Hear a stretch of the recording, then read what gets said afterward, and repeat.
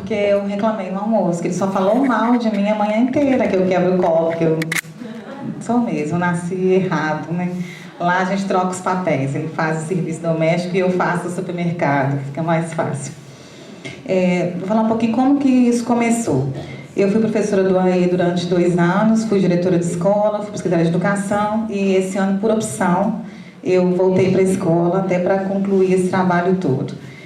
E um dia de greve, o Manuel foi dar uma palestra lá em Belo Horizonte, nunca tinha ouvido falar, não tinha nada para fazer, já que estava em greve, era sábado, letivo que a gente tinha, fui para lá. Foi eu e mais 2 professoras do AE. E ele começou a falar, eu já tinha feito PEC, ABS, Tidson, RAIS, tudo que existe para autismo, eu tinha feito porque a gente tinha muito estudante autista, nós temos 151 autistas na rede, 1.130 estudantes com deficiência. Na rede toda, 27 salas de recurso e 4 professoras do AE móvel. Lá na educação infantil, são professoras que vão até o CMEIs para os meninos pequenos e atuam junto com a professora da sala de aula, né, que é a diretriz do MEC de 2015, a gente já fazia antes. E mesmo assim, nem tudo é mil maravilhas. E aí eu fui para a palestra e falei, não é possível. Quando chegou, era uma palestra de 2 dias, sábado e domingo. Ele estava com o tempo e falou assim, quem quiser ficar aqui, pode ficar até de tarde, que eu vou dar a palestra, não precisa voltar amanhã. E aí nós ficamos, já que já estava lá o dia todo. E no final da palestra, eu falei assim, era uma palestra dessa, mas era uma palestra só sobre o dom do autismo de 8 horas. Eu cheguei para ele e falei assim, olha, você me desorganizou neurologicamente e cognitivamente, vai ter que consertar, porque eu já fiz 1000 coisas, tudo que eu estudei, e chega aqui e você fala comigo que é só isso. Eu já gastei todo o dinheiro que eu tinha para cursos, né, para trabalhar com autistas. Eu tinha 4 crianças, a gente tinha EJA na época, e a gente tinha mais 2 adultos, totalmente, as pessoas totalmente diferentes, uma da outra, a gente arrumando estratégias, né, e tinha um dos adultos assistia a aula do lado de fora, porque ele não dava conta de ficar com todos os outros na sala. Então a gente punha um colchonete, ele gostava de ficar sentado na porta, e ele acompanhava a aula assim. Tá? Quando a mãe dirigia, ele agredia a mãe, tudo lá na escola ele conseguia ficar. Ele lia livros, participava das atividades, mas todos do lado de fora. Outros, na hora do recreio, por exemplo, a seletividade alimentar. Era só colocar o arroz separado, o feijão e depois uma outra coisa que ele comia. Só não podia estar tudo no mesmo prato. Coisas fáceis de fazer. Qualquer escola pode fazer. Mas tem que ter essa mínima e falar, olha, fulana, quando esse cidadão chegar aqui para comer, você vai pôr para ele uma parte de cada vez.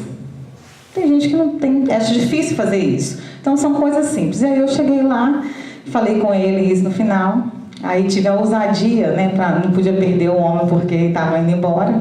Falei com ele, você não quer ir jantar comigo para a gente resolver isso? Ele não aceitou. Ele falou, não, tá bom. Aí nós ficamos amigos no Facebook e eu interessei pelo projeto Aprendendo a Aprender, conversei com ele, ele me explicou como é que funcionava e ele fez uma palestra de graça na minha escola, né, que a gente não tinha dinheiro para poder pagar. Falei, olha, eu vou levar o secretário de educação, vou levar todo mundo, você fala tudo isso que você falou, e porque eu fui em São Paulo para ver. Então eu falei, mas antes de eu levar para o secretário eu preciso ver. Então aí ele deixou eu ir lá, né? Fui em São Paulo, conheci a clínica, conheci as escolas e vi que funcionava, que só aquilo que ele falou realmente, né, se a gente conseguisse modular o ambiente e fazer a aceitação de verdade, a gente poderia fazer, né, a coisa andar. E aí, no sábado, nós paramos a escola toda, do porteiro a todo mundo, o secretário foi, algumas pessoas secretárias de educação compareceram. E aí nós fizemos o projeto, né? Ele pagou 1 ano do Aprendendo a Aprender na minha escola. E daí, dentro desse projeto, nós apresentamos um trabalho no UFMG sobre o profissional de apoio escolar. Nosso trabalho foi selecionado no projeto. Levamos para o UFMG, falamos como que funcionava na escola, a questão dos estagiários que ele colocou aqui, que nós tínhamos 3 estagiários, e na verdade precisávamos de 3, então a gente tirou os outros, né, que não eram necessários. Esse ano a gente está no GENE também da UFMG, e eu vou falar sobre o PDI lá, é um trabalho também que já está aprovado. Nós vamos para Campinas, aí nós vamos falar um pouco do Despatologiza, porque a gente A gente, tendo esse trabalho, a gente tenta ver o que de verdade funciona e o que não. Então, com o PDI, a gente conseguiu ver que ele é despatologizante. Ele dá a oportunidade aos estudantes com deficiência que não acompanham o currículo de acompanhar de maneira adaptada. Então, não é a deficiência que não vai fazer o menino não aprender, é a minha maneira de ensinar. Então, se eu posso quebrar aquilo ali em partes para ele aprender, é isso que a gente faz. Então, esse trabalho a gente não tivemos resposta ainda, vai ser dia 10 de outubro, lá em Campinas, e a gente já inscreveu e estamos aguardando. E do trabalho da clínica, também do Aprendendo a Aprender, a gente foi selecionado para o Braille Connect, que é um evento que vai ter em Belo Horizonte, internacional, e nós também vamos apresentar esse trabalho lá. E eu falo com o Manuel assim, que eu fico muito feliz porque eu era uma pessoa muito rígida, uma professora muito linha dura, né, da maneira que me fizeram comigo. E eu cobrava isso muito, então eu aprendi muito. E ele é uma pessoa que não dá para não mudar. E o que eu falo com os professores que trabalham comigo hoje? Ninguém dorme e acorda amanhã sendo bom. Ninguém fala assim, não, eu sou ruim mesmo, preciso melhorar, amanhã eu faço. Não dá, é tempo. A gente tem que assimilar e acreditar. Se eu não acreditar em nada disso aqui que eu falo, que eu faço, não faz diferença. Porque quando a gente fala isso para uma criança, quando a criança ela é muito verdadeira e ela consegue identificar o que a gente pensa dela. Então, se eu quero dar um abraço, se eu não quero, se ela vai recuar ou não, ela vê isso na minha expressão. Então, ela sabe quem que ela vai confiar, em quem que ela vai. Quando falar, você quer ir comigo ou você quer ir com ela? Você falou, eu quero ir com ela, porque ela foi mais agradável, mais receptiva. E as crianças, realmente, elas não enganam. Num dos casos que o Manuel até contou aqui, uma professora que PEB1 da nossa escola, a gente tem um estudante, Natan, que a mãe até já liberou a gente falar dele, porque é um caso muito... foi um dos casos mais difíceis da escola. Então, era um menino autista, que sangrava muito, ele se machucava, ele chegava na porta da escola sangrando, ele passava a mão no rosto, no peito, o tempo todo, e ficava dentro do carro. E a mãe chegava lá e falava comigo assim, olha, o Natan não quer entrar. E eu ia lá e buscava. Falava, você está na porta da escola, você vai entrar. E eu tirava ele do carro e punha ele na escola.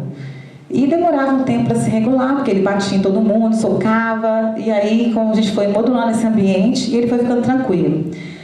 E quando ele dormia, a gente deixava ele dormir na escola, porque ele tinha que cumprir o horário, porque eles são meninos muito de seguir rituais.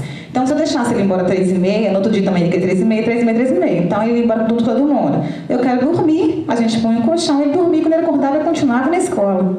Antes do horário, ele não saía. E aí, essa professora, toda vez que eles encontravam, os dois gritavam. A professora gritava e o menino gritava. Então, todo o trabalho que a gente tinha com ele, quando os dois encontravam, acabava, porque aí ele descontrolava tudo de novo, saía correndo, quebrando as coisas, aquela coisa toda. E ela falou comigo, olha, eu não dou conta dele. Ele nem era aluno dela, eles só se encontravam. E aí você vai ter que escolher, ou o Natan ou eu. Então tá. Aí fiz uma cartinha para a educação dizendo que ela não atendia a proposta pedagógica da escola. E aí ela trocou de escola. E o recado que eu dei para ela é, olha, vai ser difícil você achar uma escola que não tenha uma criança com deficiência hoje. Nós temos 1.130 estudantes com deficiência. Toda escola tem 1, 2, 3, tem escola que tem 16 estudantes com deficiência. E aí, para onde você vai? Então, a gente tem que pensar. E tem gente que fala comigo assim, nossa, você é muito rigorosa, tem que esperar. Mas esperar o quê? Esperar a pessoa, assim, ter alguém na família, sabe? Eu não posso esperar todo professor da rede ter uma pessoa da família com deficiência, vai poder ver que a escola é para todos. Então, assim, o meu trabalho sempre foi muito, nesse ponto aí que eu conheci, que eu vi que era possível fazer, eu não abri mão disso mais. Então, se eu trabalho, é porque eu tenho estudante para, enquanto tiver aluno, eu tenho profissão, eu tenho trabalho. E aí, todas essas meninas têm direito de estar lá. E a gente tem que, tem uma pessoa que falou comigo assim, meu diploma, tem uma pessoa brava um dia, aqui meu diploma, aqui não está escrito que tem que dar aula para as crianças com deficiência, professora de matemática. Falei, então você não pode trabalhar aqui, porque aqui é para todo mundo, inclusive para essas crianças. Se precisar de sair, você sai e eles ficam. Ela modulou um pouquinho e continua lá. E hoje, nós mudamos de governo, fizemos um caderno de inclusão escolar, que eu vou mandar até para a Isabel, PDF, para todas as escolas receberam, tem esse modelo do PDI que a gente usa. E assim, com a minha experiência de sala de recurso, de diretora, de assessora pedagógica da educação, o maior problema pessoal que eu vejo entre a família e a escola é o professor. Somos nós. Eu falo porque eu sou professora hoje, eu tenho lá uma estudante com laudo, estou com o 8º e 9º ano. Eu gosto mais dos pequenininhos, mas como eu cheguei, eu estava na Secretaria de Educação e resolvi voltar para a escola, então não pude escolher. E para mim está sendo muito bom, porque eu estou aprendendo muito. Adolescente, professor que é muito rígido não pode dar aula para adolescente. Porque eles acordam mal-humorados, eles, no turno da manhã. Tem dia que eles querem morrer, tem dia que eles querem viver, eles são os hormônios. E quem não entende isso não pode dar aula para eles. Porque eu tentou falar com o menino, eu disse um cara feio, que o menino falou palavrão. E eles falam um monte de coisa que não é palavrão, que não é desrespeitar o professor, é o linguajar do adolescente. E a gente tem que ter noção do quando é desrespeitoso, de quando não é desrespeitoso. E tem professor que é muito rígido, o menino não pode falar bosta na sala que está desrespeitando o professor. Então não dá para ser assim mais. E aí quando eu voltei, eu vou mostrar aqui a Isabela, que é uma estudante com laudo que a gente tem, e a gente foi descobrindo outros que não tem. E aí eu chamei o pedagogo, a gente foi olhar a pasta, não tem nada. O AE pode atender esses meninos, até o laudo ficar pronto, mas passa pelo convencimento da família de estar levando o estudante para o AE. A escola é obrigada a oferecer, mas a família não é obrigada a levar. Então tem que passar pelo convencimento de que isso é importante. E o professor do AE tem que estar junto conosco na sala de aula. Mas quem tem que permitir isso sou eu.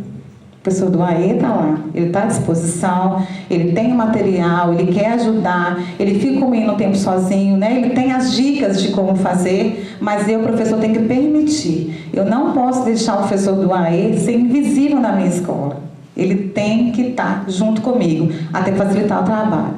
No PDI é muito importante que a família participe, porque tem coisa do aluno que a gente não sabe, a professora do AE participe, os coordenadores pedagógicos e todos os professores. Até o ano passado, a gente conseguia, professores do 6º ao 9º, que são as grades, a gente conseguia colocar todo mundo o tempo pedagógico no mesmo dia. Então, facilitar para a gente encontrar todo mundo e discutir sobre determinado aluno tal. Esse ano, mudou o governo e mudou a estrutura. Então, eles determinaram um dia para cada disciplina, então a gente não encontra mais. Então isso dificulta esse trabalho conosco, com o grupo, em relação de como trabalhar com o estudante. A gente não consegue encontrar mais se não for os sábados, e nem todo sábado é letivo, graças a Deus. Então, isso dificultou um pouco, mas o trabalho tem que andar. Aí a família fala assim, mas a escola não faz nada. O meu filho vem aqui só para passear. E o PDI, ele vai mostrar que a escola faz. Então é importante que o professor, que o coordenador pedagógico, ele dê essa importância para o PDI, porque esse é o nosso instrumento de que eu trabalho, de que eu faço alguma coisa, e é o registro. Porque nós, professores, somos gente extremamente inteligentes, nós somos extremamente criativos. O problema nosso é que a gente não registra o que a gente faz. Tem dia que a gente planeja uma aula, e chega lá, o menino faz uma pergunta, e você muda tudo. Você muda a sua aula toda para fazer aquela pergunta. Porque ele tem que ter, uma resposta, você pode dar essa resposta e quebra o planejamento. Mas às vezes eu não registro. E aquela aula que você não planejou, que veio daquela pergunta, é muito mais interessante do que a que você programou para dar, tudo certinho. Lá eu estou com um problema de quebrar essas regras de escola. Porque eu acho assim que a gente não devia ter livro, não devia ter nada disso. Que esse negócio de seguir livro me entedia. E aí eu vou falar com os meninos, gente, nós vamos acabar com esse negócio de livro. Todo mundo sabe aqui qual é o currículo do 8º ano e do 9º ano, sabe? Então, ótimo. Cada um vai escolher alguma coisa para estudar dentro do conteúdo do 8º ano e do 9º também. Nós vamos montar os grupos por interesse e eu vou ajudar todo mundo. Nós vamos criar portfólios, mudar essa coisa da avaliação, porque nota não quer dizer que você aprendeu, e tudo isso. Os meninos surtaram. Professora, você não vai fazer nada?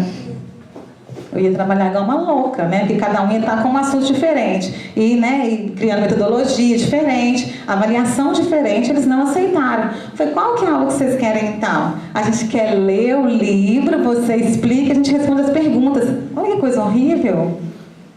Mas foi assim que nós aprendemos, né? Ler e responder pergunta.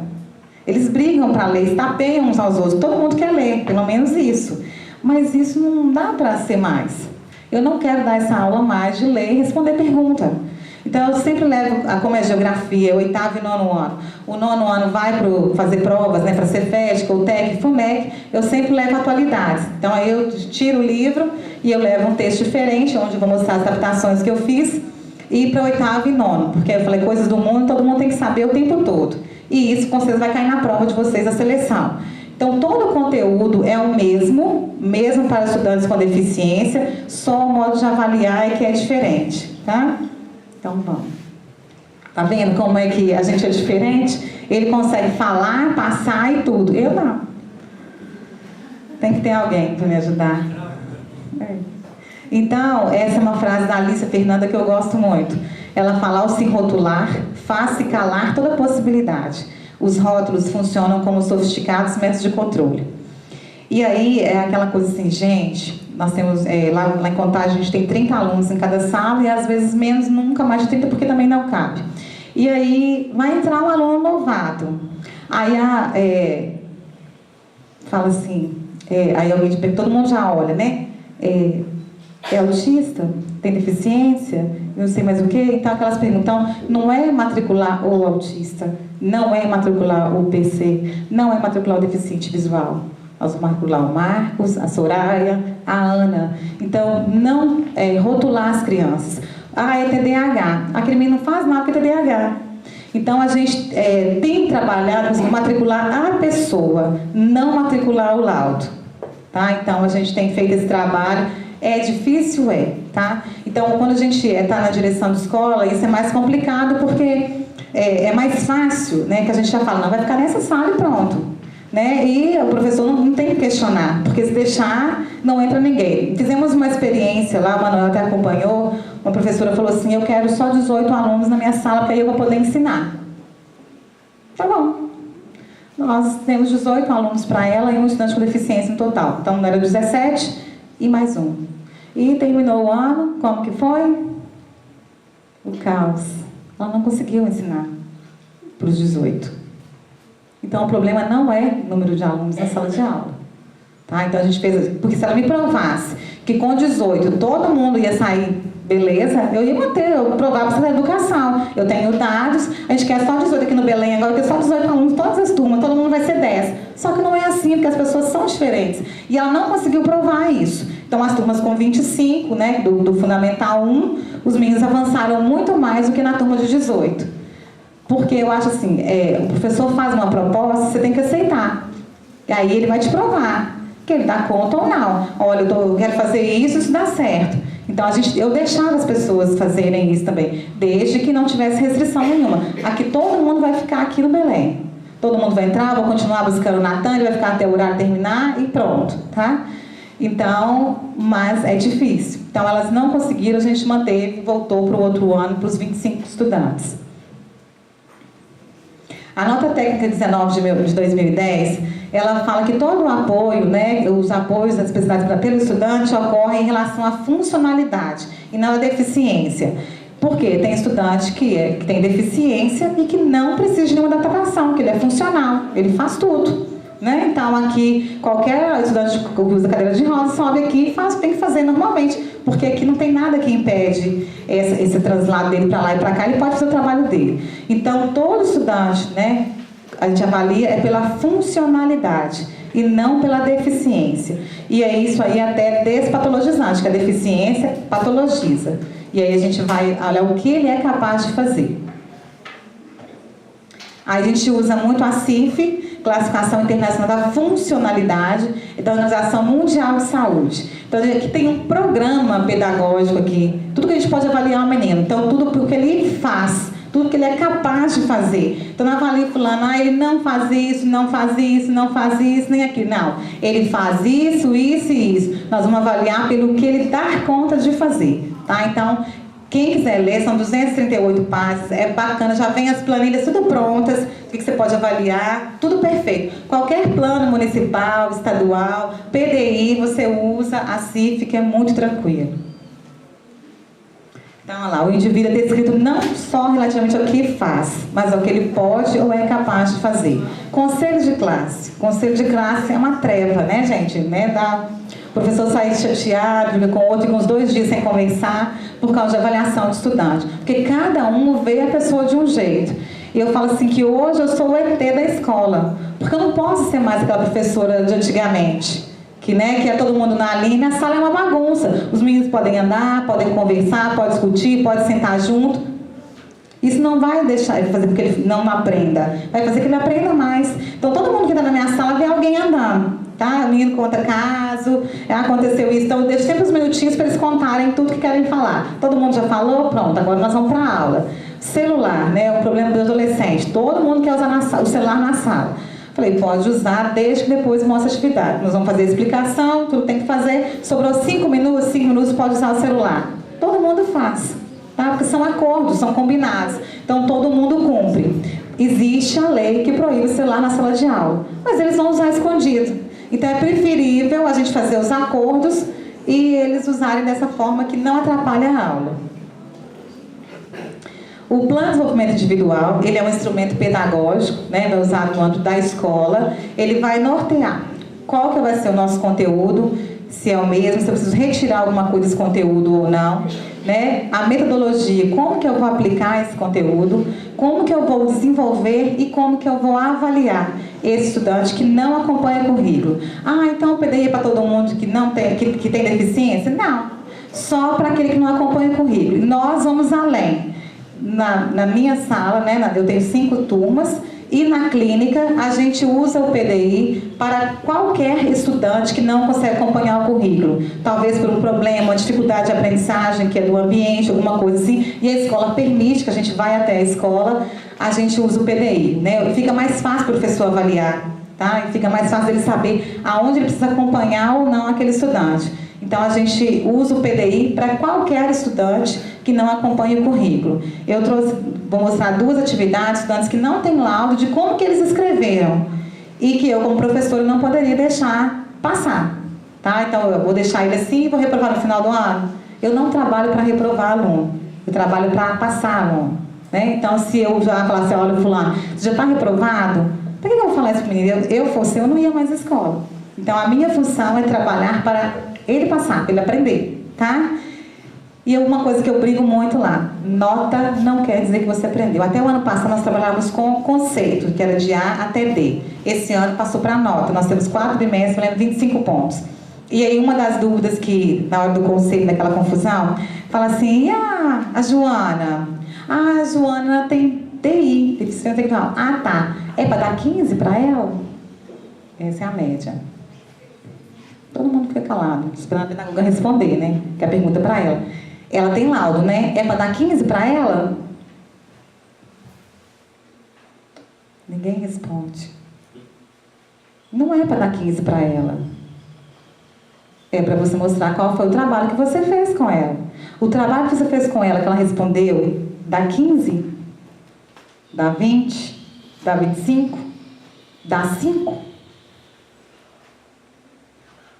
Então, quando eu faço o PDI, eu consigo avaliar se ela ganhou 5, se ela ganhou 10, se ela ganhou 15, se ela ganhou 20 ou 25. Então, eu não tenho que inventar a nota para o estudante. Ele fez, ele me mostrou, eu adaptei e está aqui. E tem tudo isso registrado, tá? Todas as atividades estão lá, toda a pedagoga tem as cópias das minhas provas. Eu não aplico prova para o estudante com deficiência, eu faço a prova e o pedagogo aplica para mim, porque eu preciso saber se esse menino, se ele está conseguindo responder aquilo, se está muito fácil, se está muito difícil, eu posso apertar mais um pouco. Então, eu posso influenciar. Olha, eu explico, você lembra que eu falei aquilo? Então, eu não aplico. Eu entrego a prova e a pedagoga pega para mim, ele faz na sala dela, em outro espaço. Porque só as atividades de sala de aula faz junto comigo, faz junto com o colega, que eu trouxe uma para mostrar, mas provas eu não aplico, para não induzir esse estudante no que eu falei, não, mas eu não te ensinei. E aí ela me responde, olha, Silvana, ficou muito fácil, ficou muito difícil, você pode mudar isso, mudar aquilo. Então a gente trabalha assim porque fica mais fácil eu avaliar meu trabalho. Alguém tem que falar para mim, olha, não tá bom, você pode melhorar. Silvana, aqui a gente chama de coordenadora. Coordenadora? Coordenadora, daí chamamos de pedagoga. Ah, tá, lá a gente chama de pedagoga, supervisora. Porque lá a gente tem, são as PEB 1, que são do 1º ao 5º ano, e podem ser pedagogas ou, né, nessa área. E depois, do 6º ao 9º, são os professores especialistas, e a gente tem um cargo de pedagogo, que é o supervisor, nos 2 turnos. Então a gente tem 2 de manhã e 2 à tarde. Então lá a gente fala pedagogo, não tem coordenador. Mas os professores odeiam pedagogos, gente. A prática pedagógica nossa. Então, ela tem que respeitar a diversidade. Então, eu não trabalho para os alunos só 20% que não precisa de mim, né? Eu vou trabalhar para os outros 20% que precisam de mim. Então, eu tenho que respeitar a diversidade e não é isoladamente. Então, a minha aula é para todos.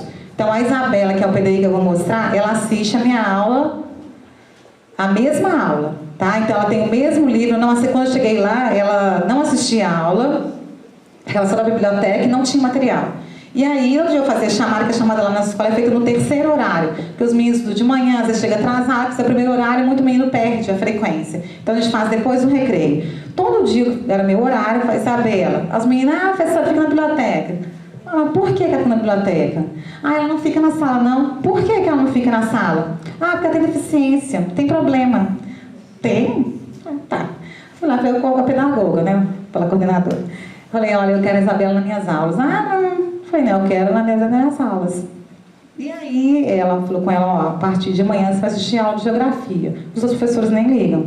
Aí eu falei com ela falou comigo, aí eu chamei Isabela e falei com ela, Isabela, eu sou professora de geografia, você vai passar a assistir minha aula aqui agora. Ela levantou. Ela tem uma dificuldade para falar, mas a gente consegue entender. Falou assim, eu não posso ficar aqui, não. Falei, por que você não pode ficar aqui? Porque esses meninos falam demais. Jogou a culpa nos meninos. Porque eles falam demais. Falei, não, mas eu vou conversar com a turma, então eles vão falar mais baixo, vão parar de conversar para você ficar aqui. Ela falou, mas eu não posso ficar aqui. Falei, por quê? Porque eu faço minhas atividades na biblioteca e você vai fazer aqui agora. E eu falei, mais uma coisa, ela tem uma profissional de apoio. Falei, eu não quero a moça aqui, você vai ficar sozinha. Ela, tipo, mas ela faz tudo pra mim. Eu falei, pois é, que você vai fazer sozinha. Então, foi difícil, tá? Mas aí ela vai pra minha aula e fala, professora, hoje tem aula? Fala, hoje tem aula. Então, ela já fica na minha aula, né? Desde essa semana que a gente conversou, e sem a estagiária. Lá é uma estagiária de licenciatura. Qualquer licenciatura pode candidatar e acompanha o estudante durante 4 horas. E aí eu falei que nas minhas aulas ela não fica. Por quê? Porque eu precisava saber o que ela não dá conta de fazer. E as meninas, né, essas estagiárias, elas querem muito ajudar o estudante, né? Então elas querem fazer. Então tem moça que até copia para os meninos, né? O caderno é maravilhoso, tem a matéria toda. E eu falei, eu não quero isso, eu preciso saber o que ela dá conta de fazer, o que ela faz. Para eu saber o que ela faz, eu tenho que deixar ela fazer. E ela gosta de sentar no fundão, no meio da bagunça. Vocês acham que ela senta lá na frente, colada em mim?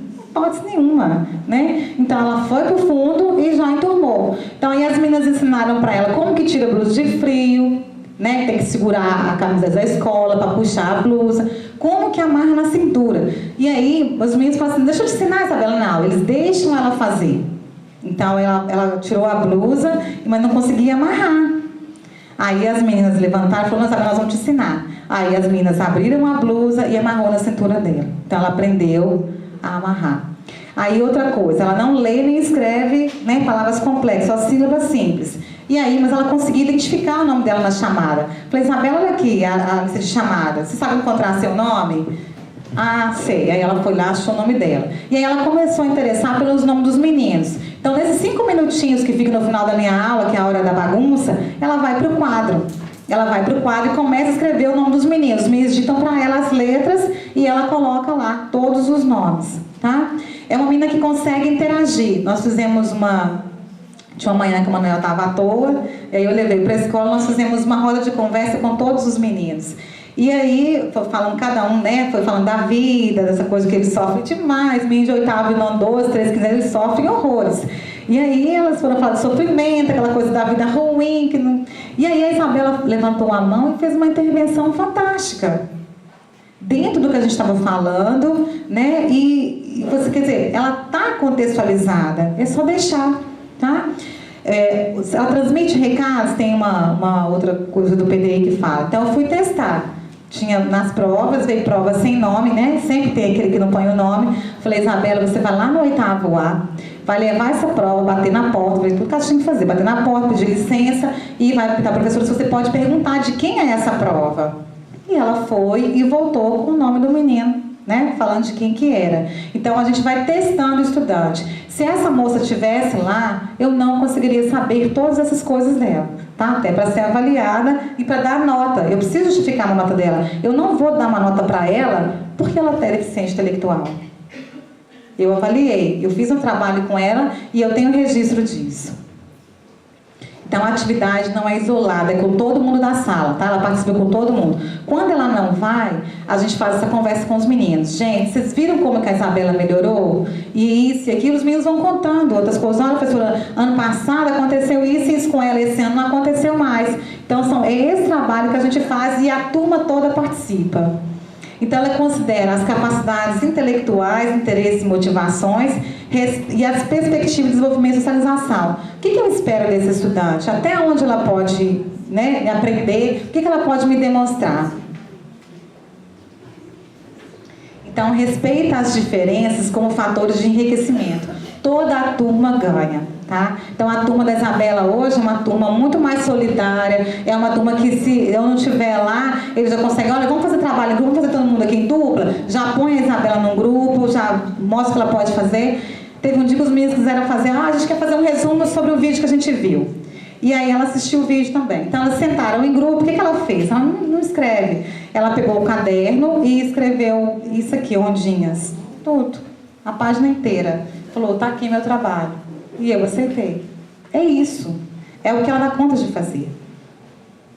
E ninguém ri, ninguém debocha, ninguém fala que ela é incapaz, tá? As pessoas só querem, põe a Isabela no meu grupo, deixa ela fazer isso. E ela participa, e as meninas ensinam tudo. O que menino de 8º e 9º ano faz?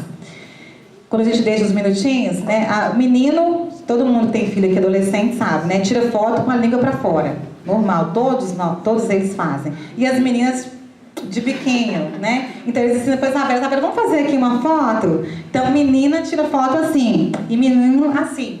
E é assim. Então ela já está na turma, ela já faz parte, tá? Então o projeto pedagógico dentro do currículo, né? Ele vai definir a prática escolar. Então a gente pode diversificar, a gente pode flexibilizar e a gente pode priorizar. Então, por exemplo, a atividade que eu vou mostrar aí de um mapa, na América do Norte. Então, eu aumentei, né, o mapa para ela, os meninos receberam menor, e as atividades de escrita do mapa ela não fez, tá? Então, eu priorizei para ela a escrita dentro do mapa, que ela consegue fazer, o colorido. Eu não coloquei a foto do colorido, mas depois eu vou fazer o comentário de como que ela coloriu depois que ela escreveu. Qual que é a lógica que esses estudantes têm, que pra gente é normal e para eles é o óbvio, né? A adequação curricular, a gente tem que ter como possibilidade, ela é quando necessário, né? Não é para todo mundo, não é para qualquer estudante com deficiência, para aquele que não acompanha, não é um novo currículo. Então tá lá, eu estou estudando na América do Norte, lá no 8º ano,